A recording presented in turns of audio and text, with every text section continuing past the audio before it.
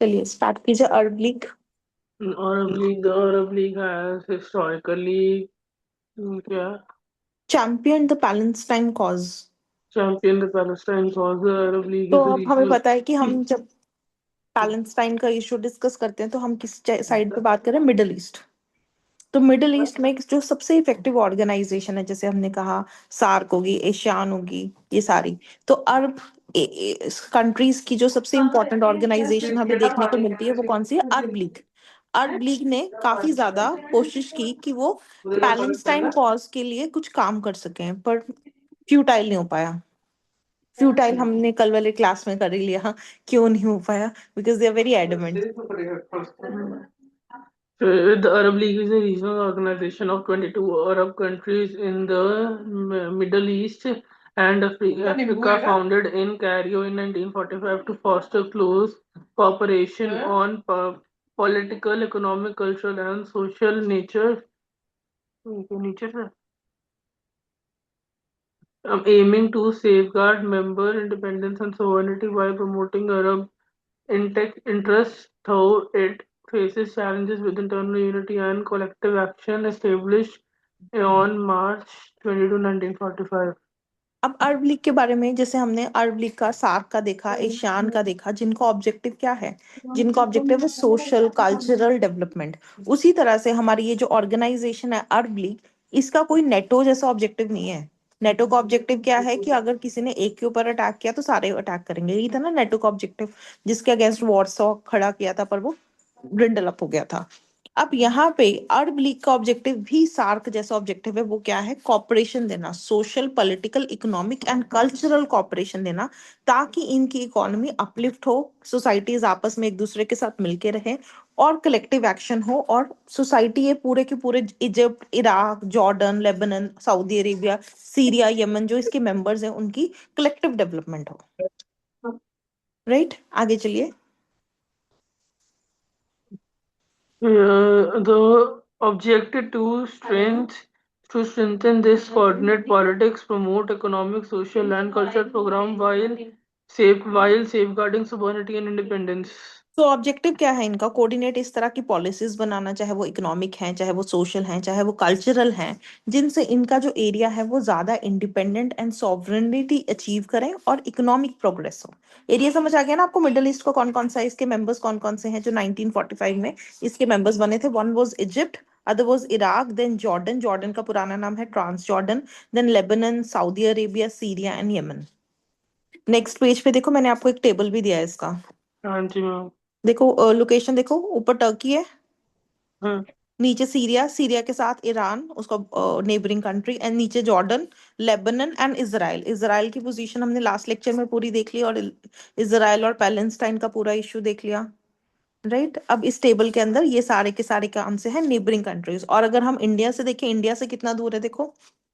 Iraq के बाद हम्म। Iran, Iran के बाद अफगानिस्तान, पाकिस्तान, नीचे सऊदी अरेबिया, एंड साइड पे क्या आ गया? इंडिया। अगर हम देखें तो ये एरिया ऐसा एरिया है जिसको हम इंडिया का टेरिटोरी से कनेक्ट हो रहा है, टेरिटोरियल कनेक्शन है, बॉर्डर से कनेक्शन है। बॉर्डर से कनेक्शन है ना, पास पास ही है। इसलिए आगे सारे मोहम्मद गजनी वगैरह भारत को यस। भारत में आ गए थे ना, तो इसी एरिया से आए थे। So they are very near to us. चलिए आगे, अब हम डिस्कस करेंगे सीरिया। सीरिया के बारे में भी आपने काफी सुना होगा, और न्यूज में सीरिया का काफी ज्यादा नाम भी आता है। मैम वहाँ पे जैसे वो करते जो उनसे मतलब मुस्लिम मिलिट्री या टेररिस्ट ऑपरेशंस कंडक्ट होते हैं ज्यादातर सीरिया में। सीरिया में, यस। सीरिया, सीरिया हो गया, ईरान हो गया, इसराइल हो गया। ये इंटरनेशनल पॉलिटिक्स या इंटरनेशनल एरियाज देखो, ये बुरा हाल है इनकी इकोनॉमी का। ज्यादातर यहाँ पे टेररिज्म ही चल रहा है। जो वो एक ओल्ड सेइंग है ना, बेरोजगार लोग हैं, कोई काम तो है नहीं इसलिए टेररिज्म कर रहे हैं। इकोनॉमी इनकी डूबी पड़ी है, पॉलिटिकल लीडर्स कोई स्ट्रांग है नहीं, सो दे आर डूइंग दिस। हाँ जी, Syria. Syrian war started around 2011. Many people were तो unhappy अब about सीरियन the. वॉर का अगर हम देखें तो अभी भी हमें न्यूज में बहुत ज्यादा सीरिया में जब हम एट्रोसिटीज देखते हैं तो काफी हाई लेवल की देखते हैं। तो अगर वॉर देखें तो सीरियन वॉर, हमारी सीरिया कहाँ स्टार्ट हुआ है? अराउंड 2011। स्टेटस पता लगे ना आपको? ज्योग्राफिकल एरिया कैसे पता लगे? अब सीरिया कहाँ है? नेबरिंग है। किसको नेबरिंग है? इसराइल को नेबरिंग है। इसराइल जो हमने कल कर दिया, तो यहाँ पे भी कोई इनकी इकोनॉमिक डेवलपमेंट वगैरह कोई भी कंडीशन नहीं है, ये they are into war, right. Ma- Many people were unhappy about the high levels of unemployment, widespread corruption, and lack of political freedom inspired by Arab Spring in Tunisia. Tunisia and Egypt. Peaceful protests started there. However, peaceful demonstrations were met by swift go Swift oppositions. Government opposition's. अब Syria की क्या कहानी है?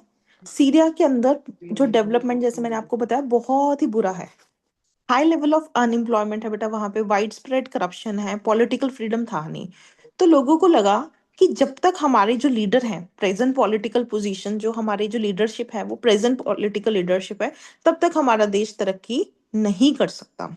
सो उन्होंने कहा कि हम ऐसे करते हैं जैसे तुनिसिया में हुआ या बाकी अरब स्प्रिंग में जैसे होता है, लोगों ने रिवोल्ट करना, मतलब उन्होंने साइलेंट प्रोटेस्ट स्टार्ट कर दी कि हमें चाहिए कि हमारी गवर्नमेंट को बदला जाए। गवर्नमेंट तो बहुत गुस्से में आ गई, उन्होंने तो साइलेंट प्रोटेस्ट स्टार्ट की थी कि गवर्नमेंट को बदलना है। गवर्नमेंट तो गुस्से में आ गई, गवर्नमेंट ने ही लोगों को मारना शुरू कर दिया।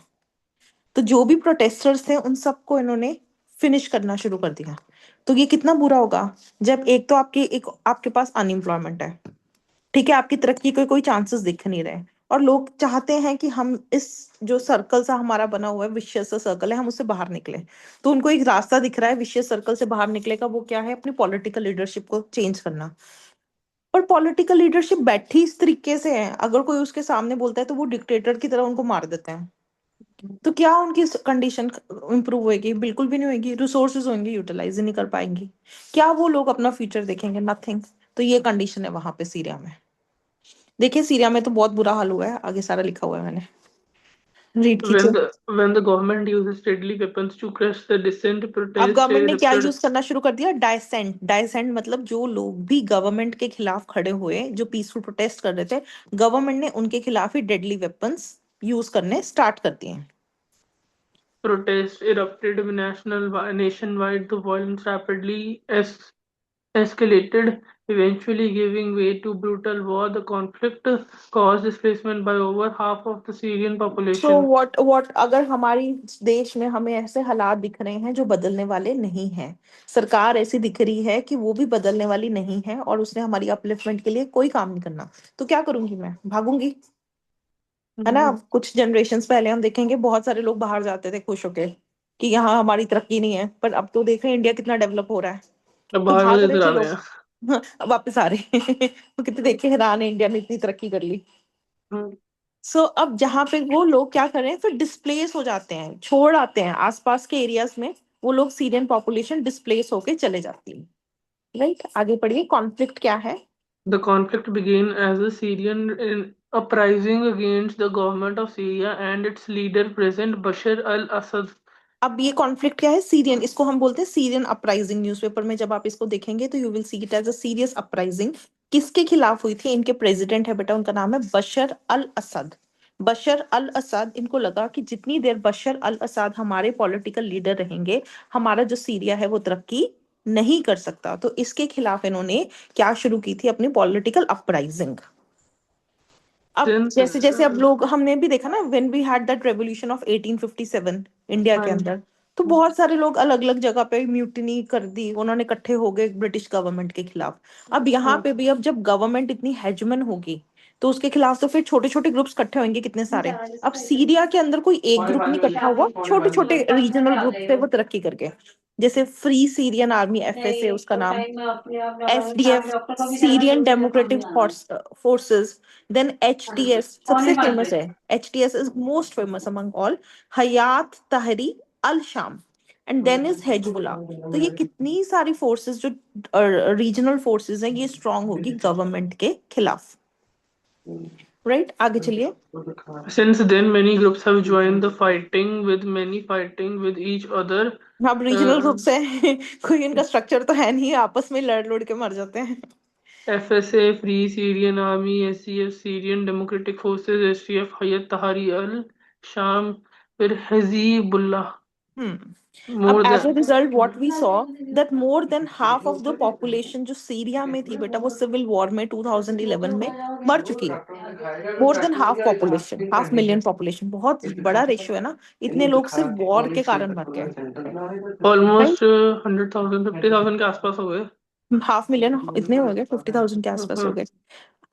अब सीरिया को देखा जाए तो मिडल ईस्ट को फंडिंग कहाँ से आ रही है? Again the west has to be blamed. अब सीरिया के पास कहाँ से इतना पैसा है? माना उनके पास, अरब कंट्रीज के पास ऑयल वगैरह के रिसोर्सेज हैं, सारा कुछ है, पर again the west is involve, again US भी इन्वॉल्व है, उधर से रशिया भी इन्वॉल्व है। इन सबको सपोर्ट जो हो रहा है वो वहां से हो रहा है, जिसके कारण जो रीजनल ग्रुप्स हैं उनको किसी और पॉलिटिकल पार्टी का सपोर्ट हो रहा है, वो से आ रहा है, जो centre result condition is very bad there. आगे चलिए। More than half million people have been killed since the civil war began in 2011. International involvement, Russia and Iran have backed the Syrian government. At the same time, the opposition has been supported by Turkey, Western powers, and some Gulf Arab countries. Civilians are caught in the middle of shifting power dynamics and shifting power. Territories. अब civilians बेचारे क्या करें ना, वो घर से बाहर निकलते हैं, कभी एफएसए वाले अटैक कर रहे हैं, एसडीएफ वाले अटैक कर रहे हैं, वो क्या करें? और अगर वो कुछ बेचारे बोलते भी हैं तो उनकी गवर्नमेंट अपनी उनको अटैक कर देती है। So they are into very vicious circle. आप सोचो ऐसी जिंदगी क्या होगी, जहन्नम जैसी जिंदगी होगी ना, very bad life.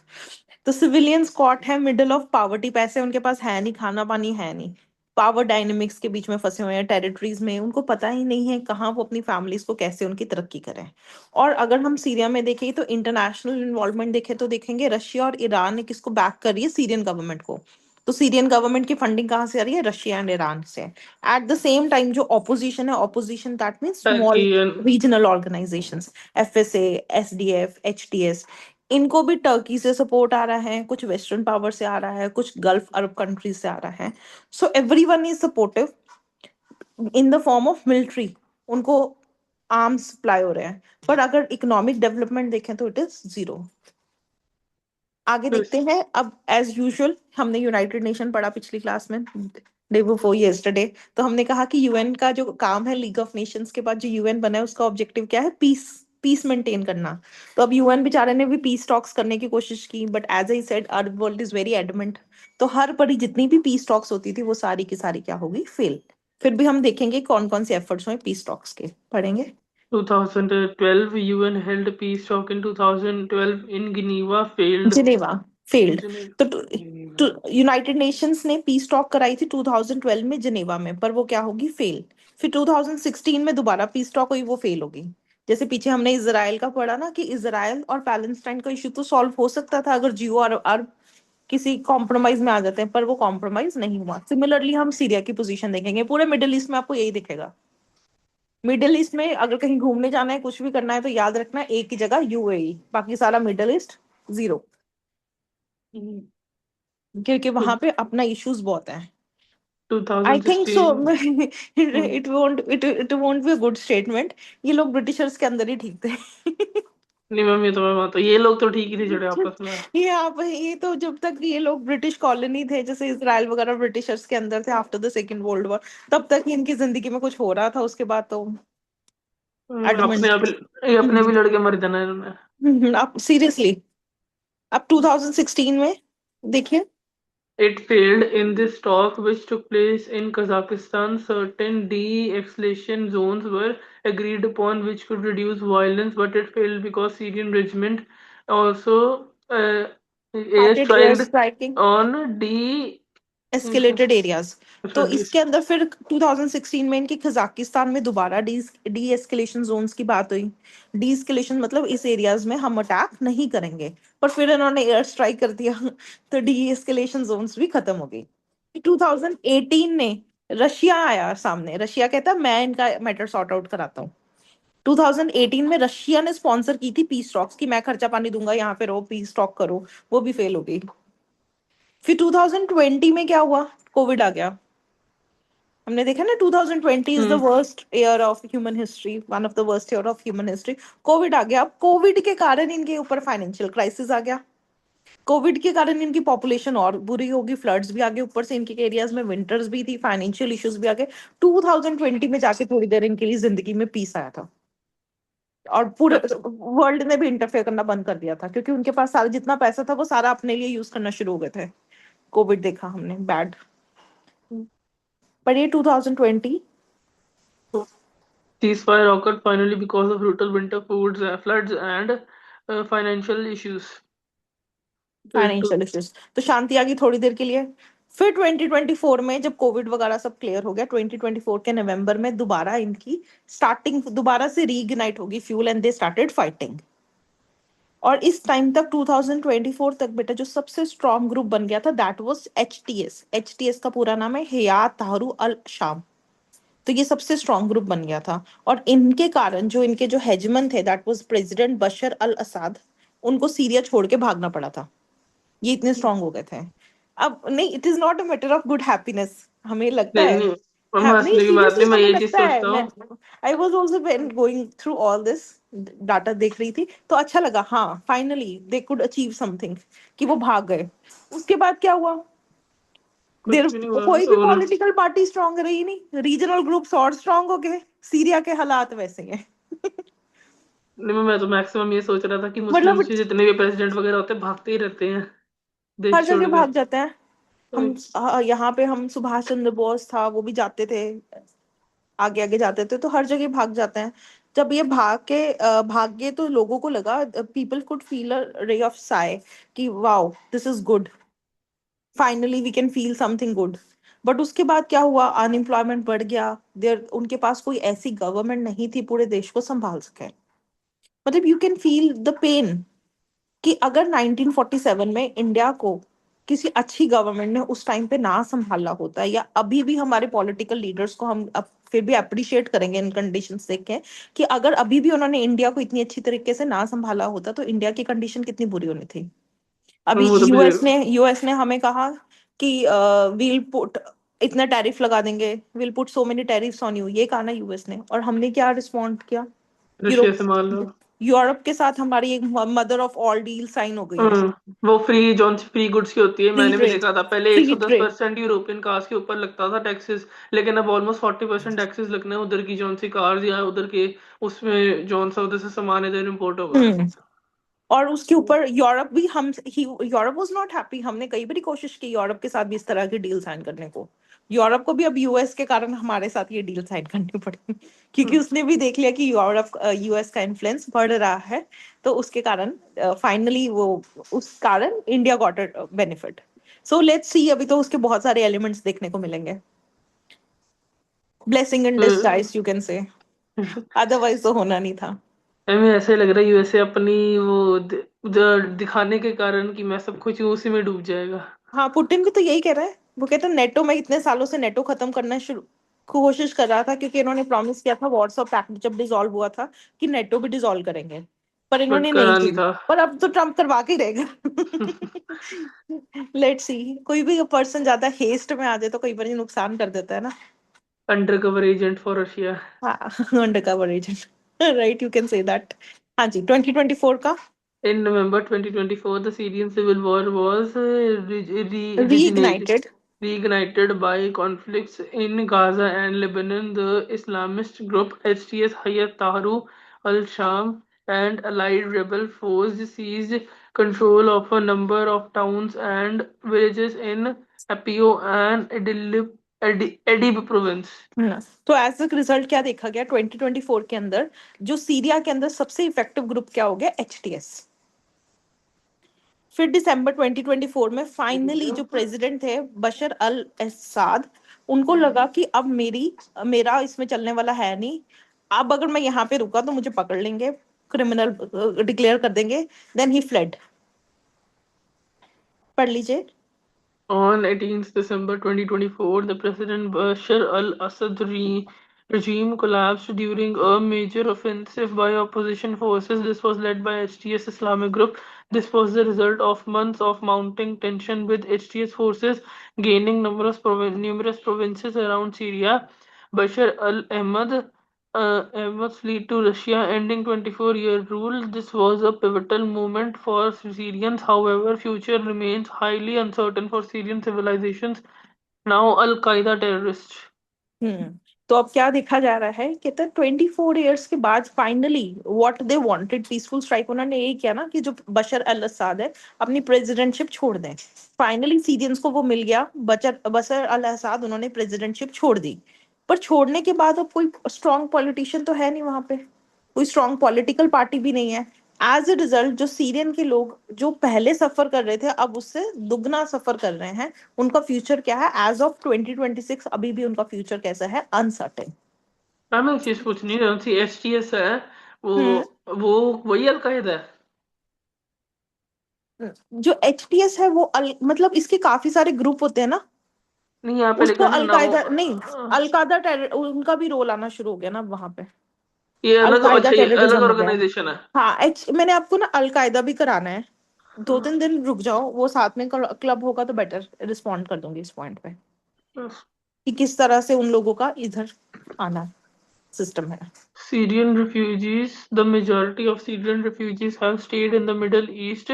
Syrian neighbors are holding over refugees. 90% went to Lebanon, Jordan, and Turkey. हाँ, तो हमने Other क्या देखा, सीरियन रिफ्यूजीज की भी बहुत ज्यादा प्रॉब्लम है मिडिल ईस्ट के अंदर, क्योंकि सीरिया के आधे 50 मिलियन तो लोग, almost half million, sorry 50 million नहीं, हाफ मिलियन लोग तो मर गए थे।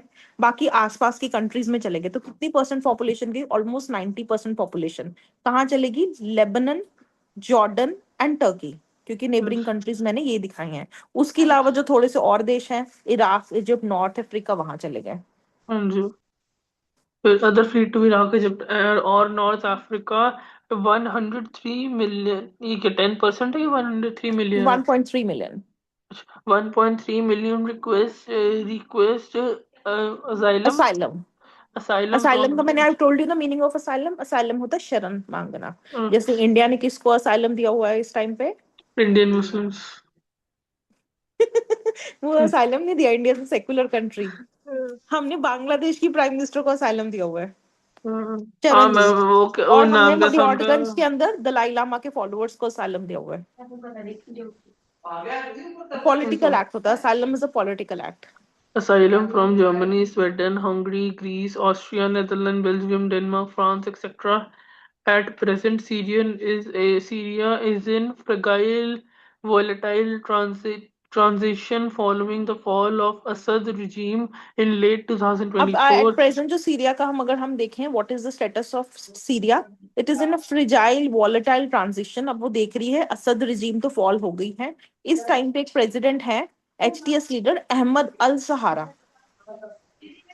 अहमद अल सहारा अब वो आए हैं, देखते हैं वो इसको, सीरिया को सही तरह से अच्छा देश की तरह कैसे रन कर सकते हैं या नहीं कर सकते।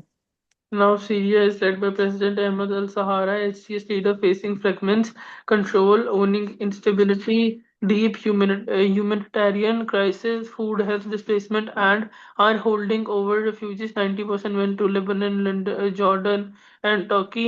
Other fleet to Iraq, Egypt, and North America. ये सेम नहीं पढ़ रहा हूँ क्या? हाँ, आगे है, and persistent conflict specially the north east. Next page पे होगा आपके, क्लियर नहीं आया होगा। And the persistent conflict specially in the north east, north east जो एरिया है उनका, वहां पे परसिस्टेंट कॉन्फ्लिक्ट्स हैं, क्योंकि जो एसटीएफ है उनका आपस में क्लैश रह रहा है एचटीएस से। South Sectarian tensions and significant changes in rebuilding infrastructure and united the country with a unified government. So this country has seen 16 years of civil war. 16 years of civil war बहुत ज्यादा होती हैं। इतनी देर में देश पूरा अस्त व्यस्त खत्म हो जाती है। अब हमने देखा ना पिछले साल मई में, जब कह रहे थे कि पाकिस्तान इंडिया में अटैक करने वाला है, ऐसे सिचुएशन बन गई थी ना, तो people were like they were collecting grocery, कर रहे थे ना कई लोग अपने घर में ग्रोसरी इकट्ठा कर रहा, पानी इकट्ठा कर रहा। तो वो 5-6 दिन में ही सिचुएशन ऐसी हो गई थी ना, लोग एकदम डर डर के माहौल में रहना शुरू हो गए। तो जिस कंट्री ने 16 years ऑफ सिविल वॉर देखी है, तो उसका सोचो क्या स्टेटस हुआ होगा, है ना, मिडिल हाल ईस्ट। हाँ, क्लियर है सीरिया की पोजीशन, आपको क्लियर है, कोई डाउट है सीरिया में? नहीं मैम, उधर ओके। मिडिल ईस्ट के साथ ही हमारा सेकंड इशू है अब हमारा अफ्रीकन यूनियन। अफ्रीकन यूनियन से पहले ना मैं आपको एक और सिचुएशन बताना चाहती हूँ। मैम एक बार दोबारा रिपीट करना। अफ्रीकन यूनियन है ना नेक्स्ट, अरब हाँ यूनियन के जी। बाद अफ्रीकन। अब अफ्रीका स्टार्ट हो उससे पहले एक और बताना है मैंने आपको। कम टू पेज नंबर 43, 42 के बाद है ईरान। मैम 43, 33 है, 42। 43 ईरान। मैम इधर 42 ही है सिर्फ। उसके बाद 43 पेज नहीं आपको दिया हुआ, ईरान नहीं शिया मैम, मुस्लिम कम्युनिटी। नहीं मैम 42 तक है। अच्छा वेट करो ब्रिक्स मैं तक, सेट, ब्रिक्स तक है। ब्रिक्स तक है, मैं आपको सेंड कर रहा हूँ।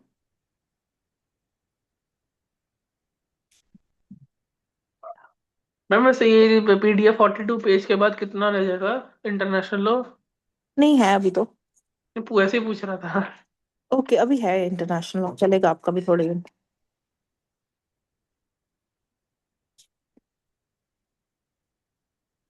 Just a second. मैं 10 डेज चलेगा जपेश इंटरनेशनल लॉ, क्योंकि इंटरनेशनल लॉ में ना एक्चुअली आपकी जीके भी कवर हो जाती है, यस। तो इसलिए वो इम्पोर्टेंट हो जाता है। लॉ एंट्रेंस वाले ग्रुप में है बाकी पेजेस। यस।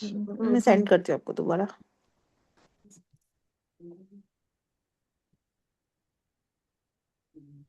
ये तो काफी इंटरनेशनल,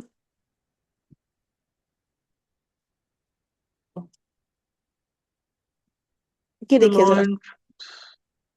मिडिल ईस्ट का ही पहले कर लेते हैं, क्योंकि अफ्रीका वाला टॉपिक हम कल कर लेंगे फिर। ओके मैम, अब ये हमने ईरान वाला करना है इसमें? ईरान, सीरिया की कंडीशन देख ली अब हमने। यस मैम, देख ही लिया। हाँ अब आ गया हमारा ईरान। यस। ईरान में आपको उनको तो एक स्टोरी सुनाई थी, आपको भी सुना देते हैं। यस मैम, सुन लेते हैं, आप बताओ।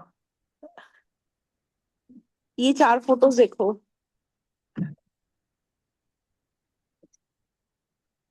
The Iran. First person, can you see him?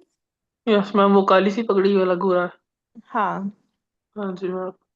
किस तरह की इनकी लुक लग रही है? This he sophisticated is the person type. Supreme leader of armed forces, he is the supreme leader of Iran. Ma'am लगता है तो बड़ा शरीफ सा है। अच्छा चलो ठीक है, उनका जो अटायर है वो किस तरह से दिखता है आपको? कश्मीरी टाइप सा नहीं होता थोड़ा? हाँ कश्मीरी अटायर, ट्रेडिशनल अटायर। हाँ जी। उसके बाद जो सेकंड फोटो है रजा पहलवी, इनकी फोटो देखिए किस तरह की है। मैम बड़ा अजीब लग रहा है ये तो। नहीं मतलब वैसे देखिए, ये मैम अटायर जैसे कैसा है? फॉर्मल अटायर, कोई फॉर्मल जैसे अटायर है, मॉडर्न अटायर है। कोई पैंट कोट। मिनिस्टर होगा जैसे किसी ऑर्गेनाइजेशन का। ही is the crown Prince of Iran. Okay अब ये नेक्स्ट फोटो देखिए, दे आर सर्टन गर्ल्स, ये हाँ ईरान की गर्ल्स हैं। हाँ जी। जब इनके जो फादर थे रजा पहलवी, उनके फादर जब हेड होते थे ईरान के, उस टाइम की ये फोटो है इन गर्ल्स की। किस तरह के कपड़े दिख रहे हैं? मैम नॉर्मल स्कर्ट्स ही हैं कि है ना, नॉर्मल जनरल? स्कर्ट्स। और अब अगला अब पेज अगर मैम। हम ईरान की न्यूज देखें तो वो क्या कहते हैं, हिजाब इज कंपल्सरी। हाँ जी। अगर किसी ने हिजाब नहीं डाला तो कैसा होगा? That means what a wrong politics can do to you, what a wrong politics can do to you.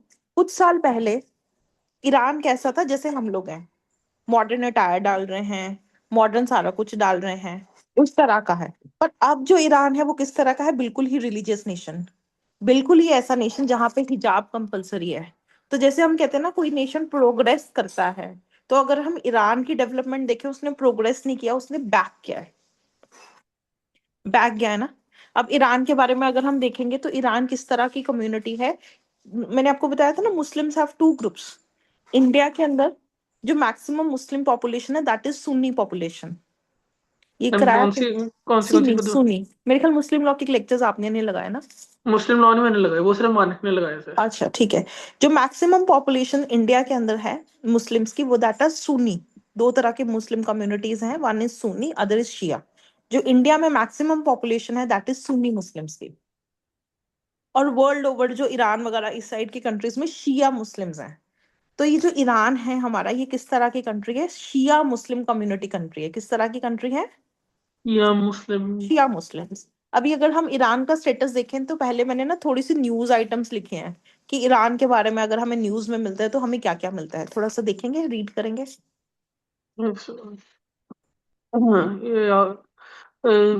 Mosque in Tehran burn out. आगे पढ़िए। Iran is a country where a young woman was killed for not wearing hijab properly. हाँ, तो उसको सिर्फ इसलिए मार दिया क्योंकि शी वॉज नॉट वेयरिंग हिजाब प्रॉपरली। व्हाट इज हिजाब? मैम वो ऐसे करके ऐसे पहनते नहीं होते, काला सा बुरखा टाइप। हाँ, बुर्का, राइट। आगे चलिए। Protest death to dictator. अब प्रोटेस्टर्स क्या कह रहे हैं ईरान के, हम क्या चाहते हैं? वो कहते हैं we want death of the dictator of Iran. तो कौन है डिक्टेटर ऑफ ईरान? HTS का वो अहमद अल सहारा। वो सीरिया है। अच्छा हाँ। ये ये ईरान, सॉरी। मैंने आपको मैप दिखाया था। मैप हाँ देखो सॉरी जरा। Sorry. Sorry Iran sorry. Is a neighbouring country, Iran is a हाँ नेबरिंग कंट्री। वो से तो इस यहाँ पे था सीरिया, फिर इराक, फिर ईरान। ये देखिए इनकी फोटो, जो मैंने आपको फर्स्ट फोटो भेजी है हमारे खामनी। हाँ, he is the dictator of Iran. हमारा दोस्त। He is the dictator of Iran. तो जो प्रोटेस्टर्स कह रहे हैं कि we want to cause the death of dictator. तो इसने मैम कुछ क्या गलत करा उनके साथ, जिड़ा ये मारने पे तुले हैं उसको? अब रीजन तो देखे ना क्या है।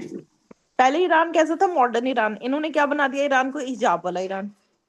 हम्म, इन्होंने सारी फीमेल्स रिस्ट्रिक्शंस खत्म कर दी, उनको मतलब उनके ऊपर रिस्ट्रिक्शंस लगा दी, उनको घरों के अंदर डाल दिया, लोगों को ऑर्थोडॉक्स बना दिया। इतना ऑर्थोडॉक्स रहना किसी को पसंद नहीं है आजकल के टाइम में।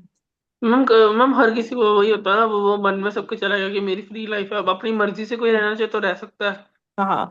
सो पहले ईरान वो जो मॉडर्न, ईरान ने चक लिया हुआ है मॉडर्निज्म। पहलवी की टाइम पे ईरान ने चक लिया हुआ है मॉडर्निज्म, अब दोबारा उसको ऑर्थोडॉक्स रिलीजियस बना दो तो इट इज नॉट पॉसिबल। चलो इन्होंने पॉसिबल करके दिखा दिया। लेकिन इट इज अब वेरी तो पीपल डिफिकल्ट। आर और against him. lots of deaths of protesters, more than 10,000 arrested and 5,000 killed. तो न्यूज़पेपर, न्यूज में आपको मिलेगा लॉट ऑफ डेथ्स। डेथ्स किसकी हो रही है यहाँ पे? सिविल पीपल की, सिविलियंस की, प्रोटेस्ट जो भी प्रोटेस्ट करते हैं। मोर देन 10,000 अरेस्ट करके उनको जेल में डाला जाता है, 5,000 को किल।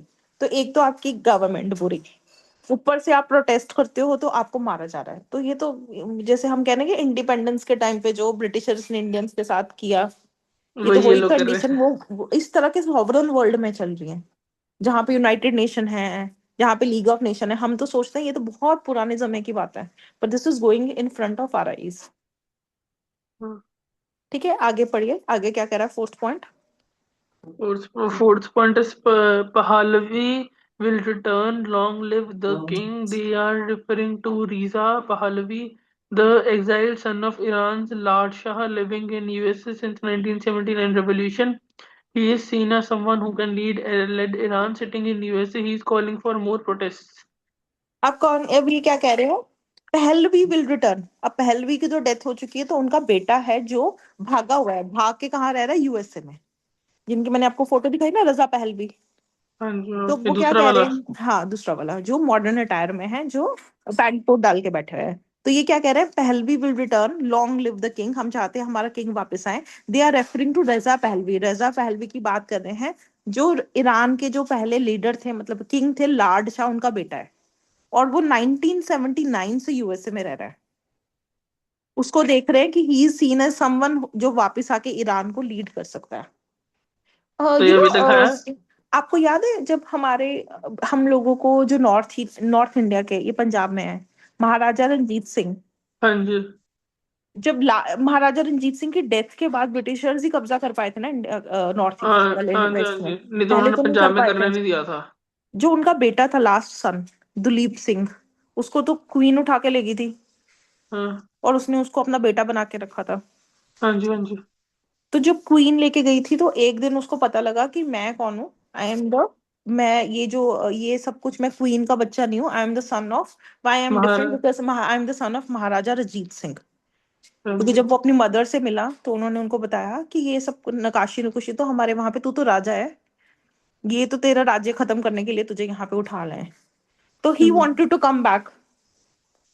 यहाँ पे भी लोग चाहते थे कि ही कम्स बैक एंड वो अपना राज्य दोबारा एस्टैब्लिश कर ले, और हमें मतलब बेटर हो जाए हालात। तो इसी तरह से जब भी कोई राजा इस तरह से अपना छोड़ के एग्जाइल में जाता है, और उसको पता लगता है या उसके हो नॉलेज में गया। आता है कि उनके, उसका तो एक किंगडम है, he wants to come back. तो ये फैंटेसी है या रियल ही रजा पहलवी आएगा, ये तो बात की बातें हैं। But people there are protesting कि अब जब हमारे यहाँ पे डिक्टेटर का रूल खत्म होगा, खामनी का रूल खत्म होगा, तब हमारे यहाँ पे कौन आना चाहिए? पहलवी, रजा पहलवी शैल कम बैक। हमें वैसे अभी है कि पहलवी जी चले गए हैं? हाँ हाँ, it is he is here, पढ़ो, ये तो रोज न्यूज में आता है। मैंने आज ट्रम्प तक इसकी न्यूज ही ट्रम्प नहीं पढ़ी। ट्रम्प कहता है I don't think so Reza Pahlavi he can, अब जो ईरान वो छोड़ के आए थे वो डिफरेंट है। I don't think so he this can handle Iran now, everything has changed over there. Hmm, जैसे अब हम लोगों ने दलाई लामा को असाइलम दिया हुआ है, तो जी। लोग तो चाहते हैं Dalai Lama should come back. उनका फ्रिज के ऊपर भैया इट इज प्रेजेंट है। आगे चलिए।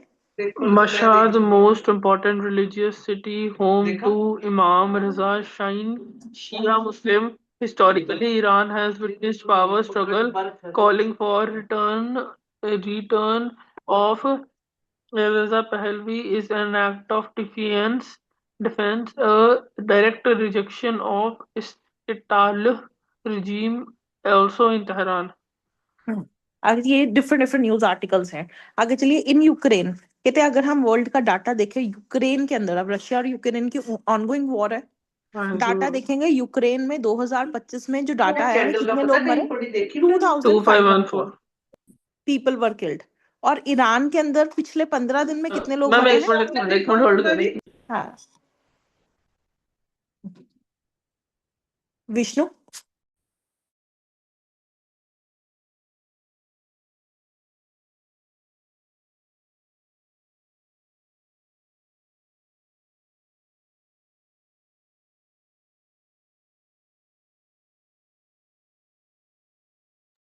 Yes ma'am.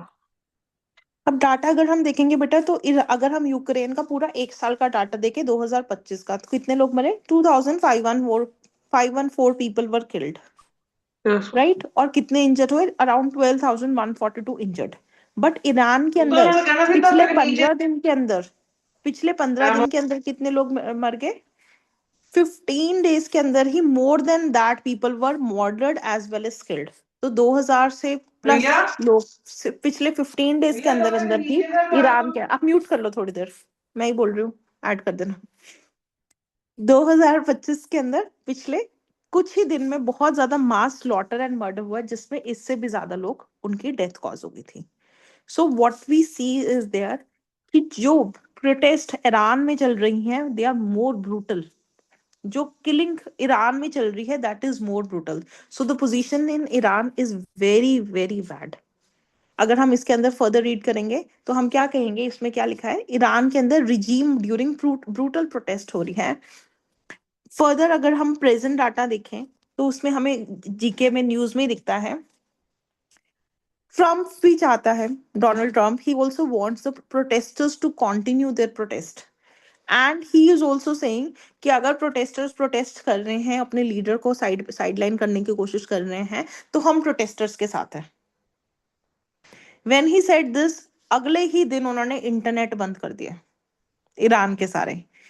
और रातों रात इतने लोगों को मारा, इतने लोगों को मारा कि कोई अब वेस्टर्न ट्रम्प के फेवर में उठने को तैयार नहीं है। अभी हुआ रिसेंटली, बिल्कुल ही अभी, ये जनवरी में, ये दिस मंथ ओनली। तो ये आप एक बारी डाटा रीड कर लीजिए। Yes.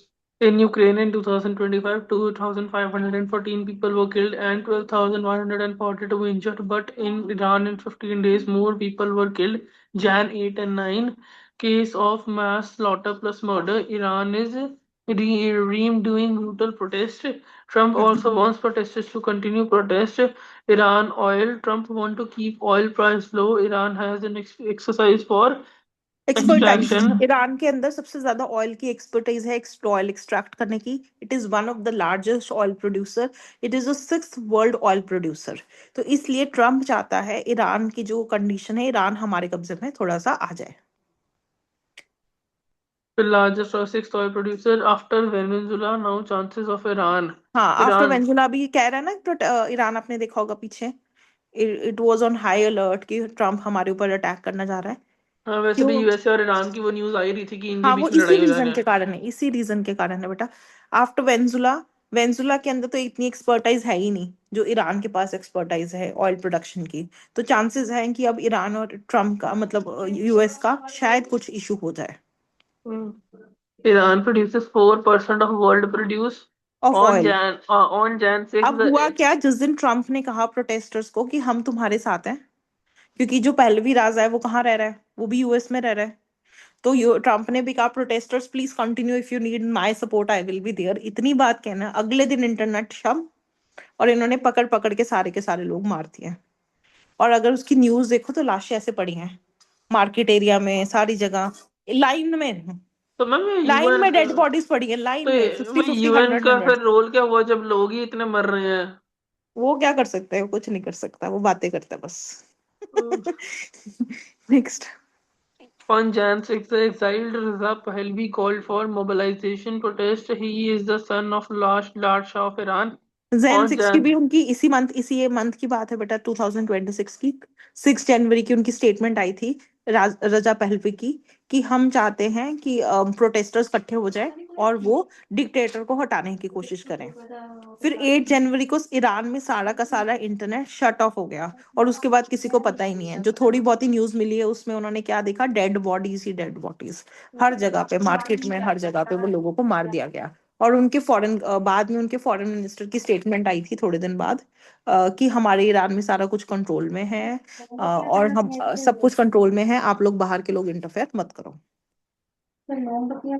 अब नेक्स्ट आ गया बेटा, हमारा नेक्स्ट पेज पे है हिस्ट्री ऑफ ईरान। चलिए एक स्टार्ट करेंगे। मिनट।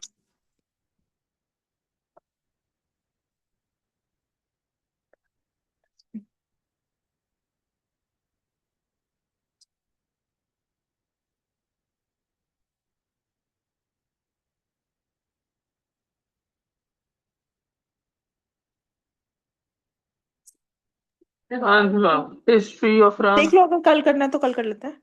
नहीं नहीं मैम, दस कर ले मिनट ही 10 वैसे मिनट रह गए वैसे भी। चलो 10 मिनट्स कर लें हम। अच्छा, अब हम थोड़ा सा देखेंगे कि ईरान की ऐसी सिचुएशन कि किसी टाइम पे ईरान इतना मॉडर्न, अब वहां पे अगर आप बुर्का नहीं डाल रहे, हिजाब नहीं डाल रहे, तो आपको मारा जा रहा है।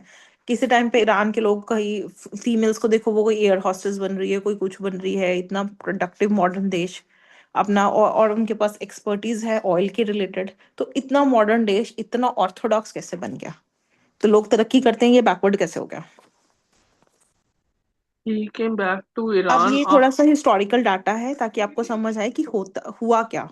तो 1979 की ये बात स्टोरी है। 1979 में 1 फरवरी को एक चार्टर्ड प्लेन लैंड हुआ था ईरान के अंदर, जिसमें जो उनके एक पॉलिटिकल लीडर थे जो वहां से भागे हुए थे, जिनका नाम था आयतुल्ला राव खमेनी, जो अब ईरान के क्या है, सुप्रीम लीडर ऑफ ईरान, जिनकी मैंने आपको फर्स्ट फोटो दिखाई। वो वापस आ गए ईरान में। ये जो वापस आए थे बेटा ईरान में, ये 14 ईयर्स बाद आए थे। 14 ईयर्स से पहले इनको ईरान से निकाल दिया गया था। मैम एक बस खेमनी ये वही है जिसकी आपने पहली वाली फोटो दिखाई थी, वो बुड्ढे से पहली निकल वाली जो इस टाइम पे सुप्रीम लीडर ऑफ के। ईरान है। देखो अब ये वापस आए, जब ये वापस आए ईरान के अंदर, तो उस टाइम पे ना जैसे होता है, पहलवी गवर्नमेंट, पहलवी जो रजा पहलवी के फादर थे, लाड शाह पहलवी, उनके खिलाफ लोगों के अंदर थोड़ा गुस्सा था। वैसे भी कोई भी गवर्नमेंट कुछ साल रह जाती है, लोगों को उसके नेगेटिव इफेक्ट्स दिखना शुरू हो जाते हैं। So people wanted change. अब चेंज के लिए कोई और पॉलिटिकल लीडर तो सामने नहीं आया था, तो ही केम, इनका अटायर भी ऐसा ट्रेडिशनल सा, लोगों को लगा we could actually trust him.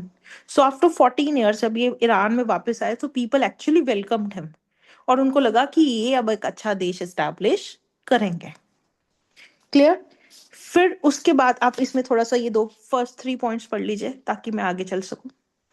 He came back to Iran after 1979 February 1, chartered Air France Light Ayatollah Ruhollah Khomeini, इनका फुल नेम है आयतुल्ला राहुली खमानी।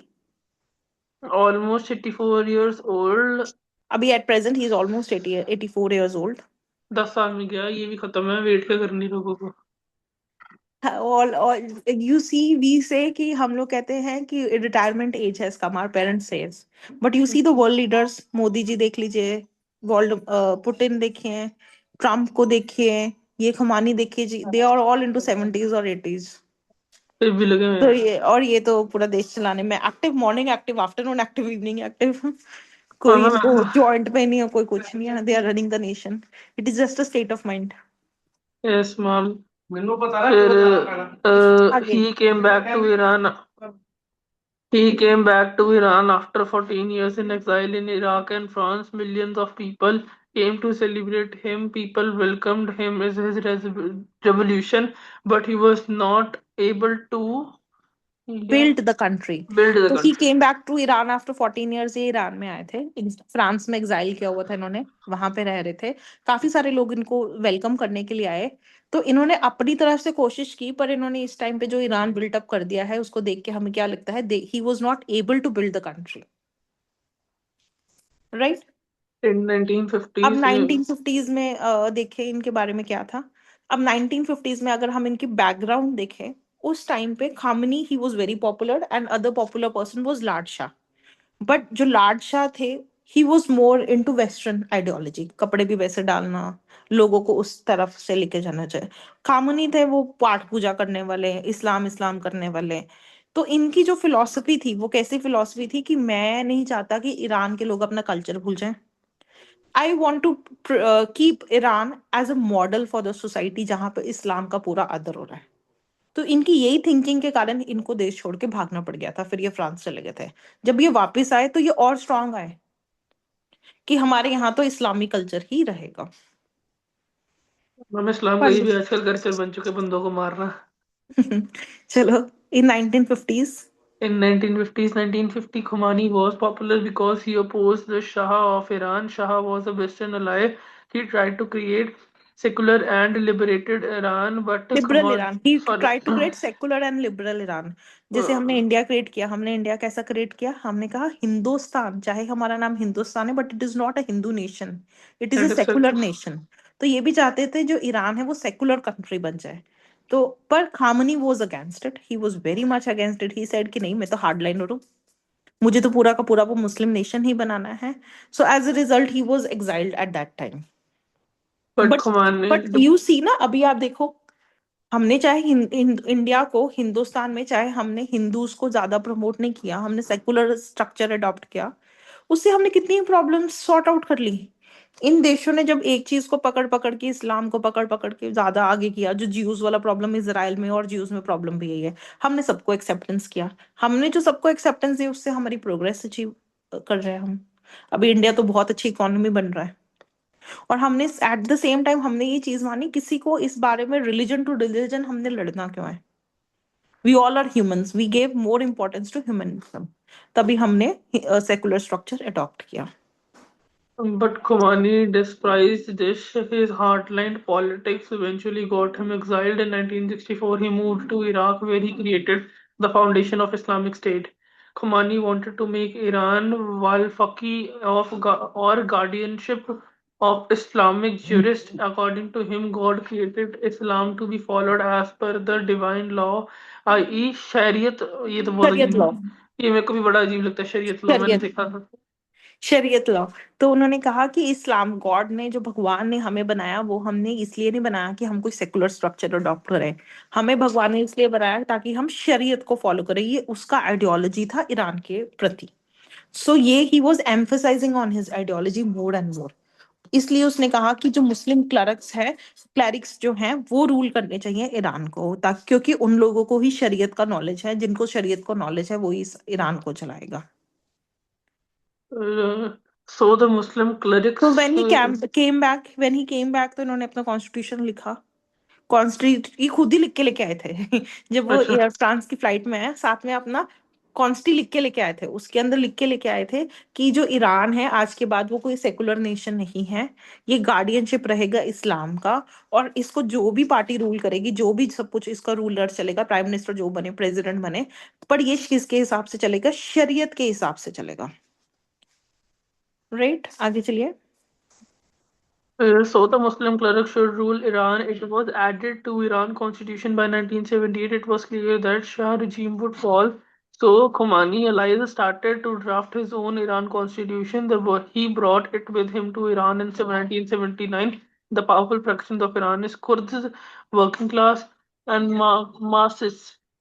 जो एक फ्रेज है, आप पता नहीं क्या बोलते हैं, आ भैंस मुझे मारे से बोलते हैं ना, हाँ हाँ। कुछ फ्रेज है, वो इन लोगों ने अपने साथ किया। इन्होंने रेफरेंडम ईरान में कंडक्ट कराया, जब इनको उनकी गवर्नमेंट के इशू था, शाह गवर्नमेंट के अगेंस्ट इशू था।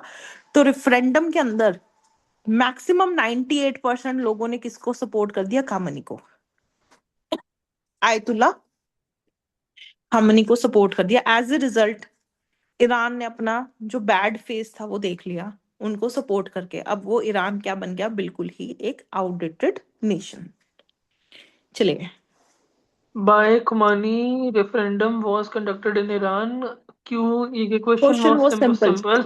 Should Iran be Islamist republic or not? 98.2% vote supported him. तो 72 इनको सपोर्ट delegates. किया। फिर कॉन्स्टिट्यूशन बना, कॉन्स्टिट्यूशन के अंदर इन्होंने कहा कोई भी प्रेसिडेंट बने ईरान का, कोई भी प्राइम मिनिस्टर बने, मुझे कोई एतराज नहीं, पर मैं कौन बनूंगा, सुप्रीम लीडर ऑफ ईरान, मुझे मेरी पोजीशन से कोई भी नहीं हटा सकेगा।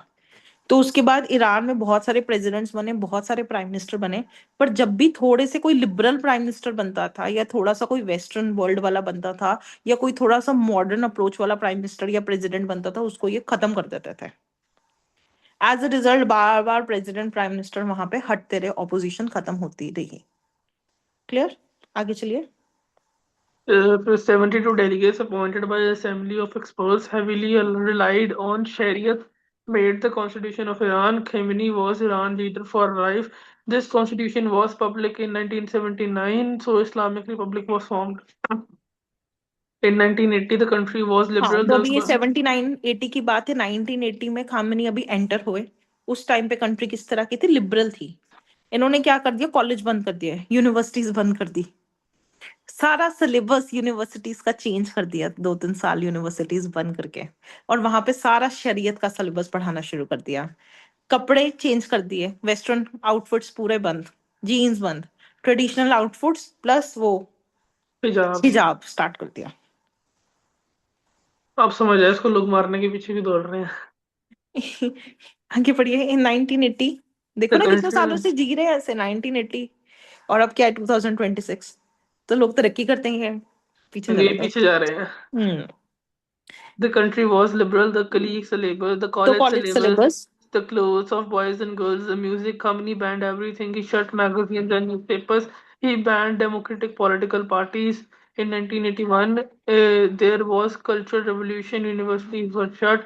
The syllabus was changed. Progressive ideas out. Political Islam was in. Around 20,000 teachers were fired because they were teachers को westernized. जितने भी वेस्टर्नाइज थे और मतलब वो सारे खत्म कर दिया है।